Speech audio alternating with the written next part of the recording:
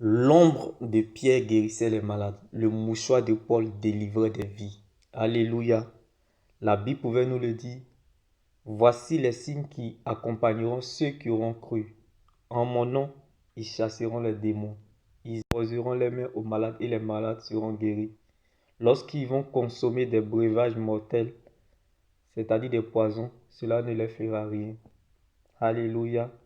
Car ce qu'ils ont en eux, c'est-à-dire ce que tu as, est plus grand que ce que tu cherches, espères ou attends, qui est le nom de Jésus-Christ. Car le nom de Jésus-Christ est notre autorité, sa parole est notre position, son sang est notre couverture, son esprit est notre force. La foi est notre victoire et la résurrection est notre liberté. Les fruits que nous recherchons pour notre liberté dépendent de notre relation avec Dieu, car c'est de notre relation avec Dieu que découle tout le reste. La venue du peuple dépend de son obéissance à Dieu. La venue d'une église dépend de son intention. L'action de Dieu sera votre réaction. On peut utiliser le talife. On peut utiliser l'eau, le sel, l'huile, du parfum pour faire des actions prophétiques. On peut utiliser des choses pour faire des actions prophétiques dans l'église. Mais lorsque on vend ces choses-là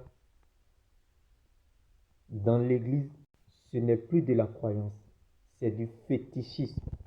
Car les fruits d'un arbre reflètent sa nature. Les fruits d'un arbre reflètent sa nature. On peut utiliser n'importe quelle chose pour des actions prophétiques. Parce que les voies de Dieu sont insondables. Mais lorsqu'on vend ces choses-là, ce n'est plus de la croyance, c'est du fétichisme. Tu n'as jamais vu que Pierre a vendu son ombre. Tu n'as jamais vu que Paul a vendu son mouchoir.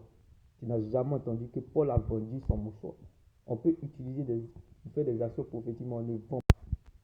Celui qui vend ces choses-là dans l'église, ce n'est pas un homme de Dieu, c'est un businessman. Ce n'est pas une servante de Dieu, c'est un businessman. Dieu n'est pas un businessman, c'est un business God. Dieu ne se trouve pas à la parole dans sa parole.